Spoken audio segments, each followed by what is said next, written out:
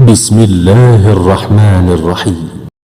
Assalamu alaikum students, welcome to the channel Math Education. Today we will discuss the fourth lecture, जिसमें आज हम देखेंगे बहुत ही theorem जो बहुत यूज़फुल होता है और बहुत सारे एग्जाम में ये क्वेश्चन पूछा जाता है कि what is the state and prove parallel axis theorem. ठीक है, समटाइम ये शॉर्ट क्वेश्चन भी आता है, समटाइम ये लॉन्ग क्वेश्चन भी आता है। ठीक है, इसका स्टेट एंड प्रूव आज हम देखेंगे जो बहुत ज़्यादा हम अपने क्लासिकल मैकेनिक्स में यूज़ करने वाले हैं। ये कौन कौन सी जगह यूज़ होता है। तो इसकी स्टेटमेंट हमारे पास क्या आती है, the moment of inertia of any object about an axis to its centre of mass is the minimum moment of inertia for an axis. यानी कि आपके पास कोई भी एक मोमेंट ऑफ इनर्शिया हो, किसी भी बॉडी के सेंटर ऑफ मास से एक्सिस गुजर रहा हो, उसके पास अगर आपके पास मोमेंट ऑफ इनर्शिया गिवन हो, ठीक है, या उसके किसी एंड पर हो, उसका पैरेलल एक्सिस कैसे फाइंड करेंगे। सेकंड आता है कि moment of inertia about an axis parallel to that axis through the centre of mass is given by. यानी कि आपके पास एक सेंटर ऑफ मास के पास एक गिवन आपके पास एक्सिस होगा, ठीक है, तो उसके करस्पॉन्डिंग आपके पास उसके किसी एंड पर दूसरा एक्सिस गुजर रहा हो, तो उसके अराउंड आपने अगर मोमेंट ऑफ इनर्शिया फाइंड करना हो तो उस सेंटर ऑफ मास वाले एक्सिस को फॉलो करते हुए पैरेलल एक्सिस का आप मोमेंट ऑफ इनर्शिया फाइंड कर सकते हैं। तो ये आपके पास इसका जो फार्मूला वो होता है आई, यानी कि पैरेलल एक्सिस होता है, ये आई से क्या बराबर है, मोमेंट ऑफ इनर्शिया। तो ये किसके इक्वल होता है, मोमेंट ऑफ इनर्शिया किसका, सेंटर ऑफ मास का। सेंटर ऑफ मास से जो एक्सिस गुजर रहा हो, मैं एक बार फिर रिपीट करता हूँ, जो सेंटर ऑफ मास से एक्सिस गुजर रहा हो, अगर उसका आपको मोमेंट ऑफ इनर्शिया गिवन हो तो आप उसके पैरेलल एक एक्सिस ड्रा करते हो और उसके लिए जो फार्मूला अप्लाई करते हो वो डायरेक्ट आप पैरेलल एक्सिस थ्योरम यूज़ करते हो। ठीक है, ये जो हमारा वहाँ पे यूज़फुल होता है। बहुत सारे आगे मोमेंट ऑफ इनर्शिया के एग्जांपल्स देखेंगे, प्रॉब्लम्स देखेंगे, उसमें हम इसको वन बाई वन यूज़ करें, किस किस जगह करेंगे, उस डायग्राम के अराउंड कैसे यूज़ करेंगे, ये सब कुछ हम इंशाल्लाह देखने वाले हैं। तो इसको प्रूव करने के लिए हम इस कहते हैं कंसिडर टू एक्सिस, यानी कि इसकी जो है ना डायग्राम कह लो, उसको मैं नेक्स्ट स्लाइड्स में बनाई है। कहता है consider two axis, one axis through the centre of mass and other axis point P. यानी कि तो आपका दो एक्सिस हैं, एक पॉइंट उसके सेंटर ऑफ मास से गुजरा है, दूसरा पॉइंट पी से गुजरा है। Take a very thin slice of the body parallel to the X Y plane and perpendicular to the Z perpendicular, sorry Z axis के परपेंडिकुलर है। तो आपके पास जो आती है सेकंड, उसमें हमारे पास क्या कहता है, हमारे पास ये एक रिजिड बॉडी है पूरी, ठीक है, ये पूरी आपके पास क्या है, रिजिड बॉडी है, उसके ऊपर आपने एक कोऑर्डिनेट सिस्टम अप्लाई किया है, ड्रा किया है। तो आपके पास एक कोऑर्डिनेट सिस्टम है एक्स वाई। इसमें वैसे आपने ज़्यादातर पढ़ा होगा कि वाई यहाँ पर एक्स एक्सिस होता है, यहाँ पर आपका वाई एक्सिस होता है। तो इसमें थोड़ा सा उल्टा है लेकिन है सेम बात है, ठीक है ना। तो ये एक्सिस इसके इस लाइन के पैरेलल है, ये एक्सिस इस लाइन के पैरेलल है। तो आपने इस कोऑर्डिनेट यानी कि एक्स वाई प्लेन में है, तो यहाँ पर ये एक लाइन जा रही है और ये आपके पास सेकंड कोऑर्डिनेट सिस्टम है जो इसके पैरेलल है। ठीक है, आपके पास मैं एक बार रिपीट करता हूँ कि आपके पास ये एक एक्सिस है एक्स वाई प्लेन, ठीक है, किसी रिजिड बॉडी के ऊपर, और इसके अराउंड आपके पास एक और पैरेलल एक्सिस है बना हुआ है। ठीक है, तो आपके पास ये एक लाइन है, तो जिसको देखें आपके पास यहाँ सेंटर ऑफ मास, जहाँ पे इसके कोऑर्डिनेट क्या है 0 0 है, यहाँ पर एक पॉइंट है जिसके कोई इस कोऑर्डिनेट सिस्टम का एक पॉइंट है, तो उसके ऊपर आपके पास उसके कोऑर्डिनेट क्या एक्स आई है और वाई आई है। तो साथ साथ इसे देखें, अब यहाँ पर जो एक पॉइंट है पी, तो यहाँ पर इसके क्या नाम है, कोऑर्डिनेट्स क्या है ए और बी हैं। तो हमारे पास क्या थी इसकी स्टेटमेंट, क्या, take the origin of one coordinate system to be at the centre of mass body the coordinate centre of mass are. जो मैंने अभी बात किया कि आपके पास एक इसका सेंटर ऑफ मास के ऊपर एक कोऑर्डिनेट सिस्टम है, ठीक है, सेंटर ऑफ मास पर उसके कोऑर्डिनेट क्या है, वो 0 0 है। यानी कि यहाँ पर एक्स वाई भी क्या है 0 है, वाई सी क्या 0 है, और जी सी एम क्या है 0 है। सी एम का मतलब सेंटर ऑफ मास। अब यहाँ पर जी कैसे बनता है, बेसिकली हमने यहाँ पर 2 का ड्रा किया हुआ है, 3 इसका यहाँ से ऐसे आएगा नीचे की तरफ, ठीक है, वो मैं ड्रा नहीं किया क्योंकि उसका हम इसका यूज़ नहीं करते, वो सिर्फ बताना होता है कि वो परपेंडिकुलर है इस प्लेन के, एक्स वाई प्लेन के, वो परपेंडिकुलर है जी। तो जी भी हमारे पास क्या होगा, जी होगा किसी के ओ पॉइंट के ऊपर, फर्स्ट का आपके कोऑर्डिनेट सिस्टम में। अब जो सेकंड आ कहता है the axis through the centre of mass pass through the thin slice at point O. यानी कि आपके पास ये एक लाइन है जो गुजर रही है इसके सेंटर ऑफ मास में से, वो क्या and parallel axis passes through the P. अब ये इसके इस कोऑर्डिनेट सिस्टम के पैरेलल आपके पास एक कोऑर्डिनेट सिस्टम है, ये वाला भी, इसको कह लो X Y prime, sorry X I prime है, और ये आपके पास वाई आई प्राइम है। ठीक है, तो आपके पास ये प्राइम है और ये आपके पास एक कोऑर्डिनेट सिस्टम है एक्स वाई का। ये एक लाइन है जो इसके सेंटर ऑफ मास से गुजर रही है और कहाँ जाती है, पैरेलल जो इसके कोऑर्डिनेट्स है उसमें से भी पास होती है पी से। और जो पी के कोऑर्डिनेट आपके पास क्या है वो ए और बी हैं। जो इन दोनों सिस्टम के दरमियान का डिस्टेंस है वो हमारे पास क्या डी है।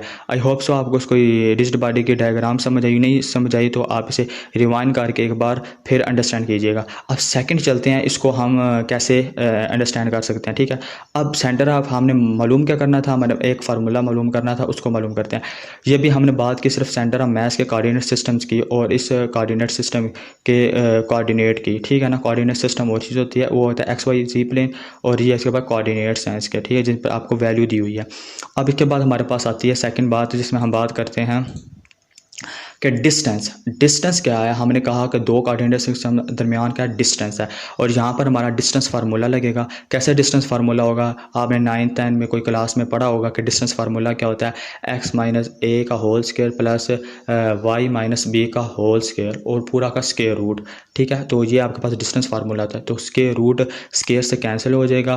तो आप जानते हो कि सेंटर ऑफ मास का क्या 0 है, कोऑर्डिनेट सिस्टम दूसरे का भी क्या 0 है, तो A square plus B square आ जाएगा सिंपली।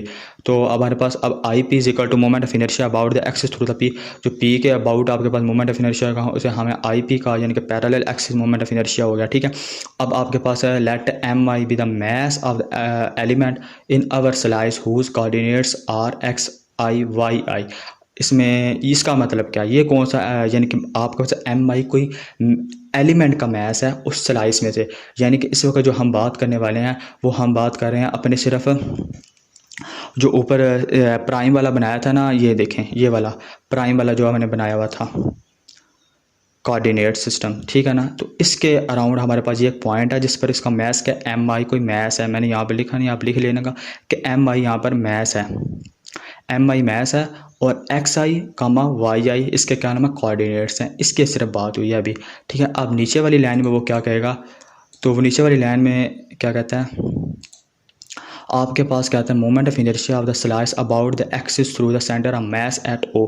अब ओ के ऊपर आपका सेंटर ऑफ मास का क्या होगा, जैसे कि आपने मोमेंट ऑफ इनर्शिया की अगर डेफिनेशन देखी है तो उसमें हमने कहा था कि moment of inertia of 2 particle moment of inertia of n particle, तो हम समीशन का साइन यूज़ करते हैं। तो इसकी अगर डेफिनेशन आपने नहीं देखी तो आई बटन में जाकर इसका जो प्रीवियस लेक्चर है उसमें हमने मोमेंट सेंटर ऑफ मास की हमने बात की। सेंटर ऑफ मास पे मोमेंट ऑफ इनर्शिया कैसा होता है, मोमेंट ऑफ इनर्शिया की भी डेफिनेशन देखना और सेंटर ऑफ मास की भी देखना। आई होप सो आपको कुछ ना कुछ समझ आ जाएगी उससे। तो उसके बाद हमारे पास ये टर्म कैसे आई है, अब एक्स आई और इसका दूसरा कोऑर्डिनेट सिस्टम क्या था, अभी हम एक्स उसमें जिसमें बात कर रहे हैं, यानी कि इस एलिमेंट के जो पॉइंट है ना इस एलिमेंट का, इससे डायरेक्ट इसमें बात कर रहे हैं, यानी एक्स आई माइनस 0 और प्लस फिर इंटू वाई आई माइनस 0 होल स्क्वायर। ये हमारे पास क्या है, इसका अभी हमने बात की है पूरे मोमेंट ऑफ इनर्शिया की। ठीक है, वो किसके बराबर है, सेंटर ऑफ मास के। और इसी तरह हमारे पास जो सेकंड आएगा ना, मैं अभी यहाँ से बता देता हूँ कि आपका पी है तो यहाँ पर एक्स आई माइनस ए का होल स्क्वायर, इस तरह फिर वाई आई और बी का होल स्क्वायर। अगर आप सोच रहे हैं यहाँ पर स्क्वायर रूट कहाँ गया, स्क्वायर रूट यहाँ पर नहीं आता होता क्योंकि हम मोमेंट ऑफ इनर्शिया में बात कर रहे हैं, डिस्टेंस में बात नहीं कर रहे। तो हमारे पास क्या आया, जो अभी आप बात की कि आई पी किसके बराबर आएगा, moment of inertia of the slice about the axis through P is हमारे पास क्या आएगा एम आई। मैंने अभी बताया एम आई आपके पास मास है उस पूरे यानी कि सिस्टम का मास हमारे पास स्केलर क्वांटिटी होती है, तो इसे हमने कॉमन ले लिया। एक्स आई माइनस ए का होल स्क्वायर प्लस वाई आई माइनस बी का होल स्क्वायर जो मैं अभी आपको बताया, इसको हम खोल सकते हैं इजीली अपने ए फार्मूले के अकॉर्डिंग। तो हमने सबसे पहले इसकी ये टर्म लिखी तो फिर प्लस ये टर्म आ गई, तो उसके बाद माइनस 2ax आई आ गई। इसी तरह आपके पास दूसरा फार्मूला लग गया, इसको भी ओपन किया सिंपली। ये तो सिंपल स्टेप्स हैं, आई होप सो आपको आते होंगे। तो अब हमारे पास इसके बाद हमने क्या किया, अब इस समीशन को अंदर अप्लाई कर देना, यानी कि समीशन मल्टीप्लाई होगा सबके साथ। जब सबके साथ मल्टीप्लाई हुआ तो हमारे पास कौन सी फॉर्म बन गई, तो हमारे पास ये टर्म बन गई आई पी, यानी कि पहले इसके साथ मल्टीप्लाई हुआ, हमने इन दोनों को सम कर लिया, इकट्ठा कर लिया ना। क्यों किया, अभी आपको ये इसको मैं बताता हूँ क्यों किया। तो माइनस 2a इसके साथ कॉमन आ गया, 2b कॉमन आ गया, m वैसे एम आई भी हमारे पास क्या स्केलर क्वांटिटी कॉमन आ सकती है। तो हमारे पास जो सेकंड है वो a square plus b square और समीशन ये भी कॉमन आ गया, तो हमारे पास ये टर्म बच गई। अगर आप उसको पीछे देखेंगे ना तो वो सेम होगा। तो अब ये टर्म देखो, ये सेंटर ऑफ मास के बराबर है या नहीं, अभी ऊपर हमने फार्मूला पढ़ा जब हमारा स्लाइस सेंटर ऑफ मास से गुजरा तो वो हमारे पास सेंटर ऑफ मास आ गया। इसी तरह ये टर्म इस ऐसे ही लिख लिया, एज इट इज़ आ गई, ये भी एज इट इज़ आ गई और ये भी एज इट इज़ आ गई। और समीशन का मैस है, अगर उसको किया जाए पूरे को जमा तो हमारे पूरा पूरा उस कोऑर्डिनेट सिस्टम का एक होल मैस होता है जिसे हम एम कहते हैं। तो by the definition of centre of mass the second and third sums are proportionally to X C M and Y C M. यानी कि इसका क्या मतलब है, सेंटर ऑफ मैस की अगर आपने डेफिनेशन नहीं देखी वो भी आई बटन में जाके आप ज़रूर देखिएगा। उसमें हम क्या कहते हैं कि हमारे पास definition of centre of mass के अकॉर्डिंग आपके पास ये जो दो प्रोपोर्शन आती है ना एम आई एक्स आई समीशन के साथ, ठीक है, तो ये हमारे पास जीरो हो जाती है उस सेंटर ऑफ मैस की वजह, क्योंकि सेंटर ऑफ मैस के ऊपर आपके कोऑर्डिनेट क्या है, जीरो जीरो है। तो अगर आपके पास एक्स आई यहाँ पर जीरो हो जाए पूरी टर्म क्या होगी, जीरो होगी। यहाँ पर वाई अगर जीरो हो जाए पूरी टर्म क्या होगी, जीरो होगी। दीज आर जीरो बिकॉज क्योंकि we have taken our reason to the centre of mass, क्योंकि हमारा जो रीजन है वो सेंटर ऑफ मैस है। तो हमारे पास पीछे क्या टर्म बच जाती है, एक आपके पास जो टर्म बच जाती है वो आई सी एम बच जाता है, और दूसरा क्या बच जाता है आपके पास बच जाता है एम, ये वाली टर्म लास्ट टर्म है ना आपके पास वो बच जाती है ए स्क्वायर प्लस बी स्क्वायर और साथ मैथ्स लग गया। इसी तरह आप देखो अगर इस अंडरस्टैंड करो तो आई सी एम हमारे पास आ जाएगा, ठीक है, एज इट इज़। तो दूसरी जानब हमारे पास मैथ्स आ जाएगा, और ये डिस्टेंस फार्मूला भी पीछे यूज़ किया था वो उसकी जगह डी स्क्वायर लगा। ये चीज़ प्रूव करनी थी हमने, तो हमने अपने पैरेलल एक्सिस थ्योरम में प्रूव कर दी। तो अगर आप इस चीज़ को फॉलो करोगे आपके लिए बहुत ही बेनिफिट्स होगा पैरेलल एक्सिस थ्योरम। अगर किसी स्टेप्स की समझ नहीं आई तो आप कमेंट्स बॉक्स में मैसेज करके लाजमी पूछिएगा। Thank you watching for this video, और अपने दोस्तों के साथ शेयर कीजिएगा ज़्यादा से ज़्यादा नॉलेज। और अगर आप इस चैनल पर न्यू आए हैं, फर्स्ट आपने पैरेलल एक्सिस थ्योरम समझा है तो आपको समझ आई है तो आप इंशाल्लाह इस चैनल को जरूर सब्सक्राइब करें। इंशाल्लाह आपको इससे बहुत ज़्यादा बेनिफिट्स होने वाला है। अल्लाह हाफिज़।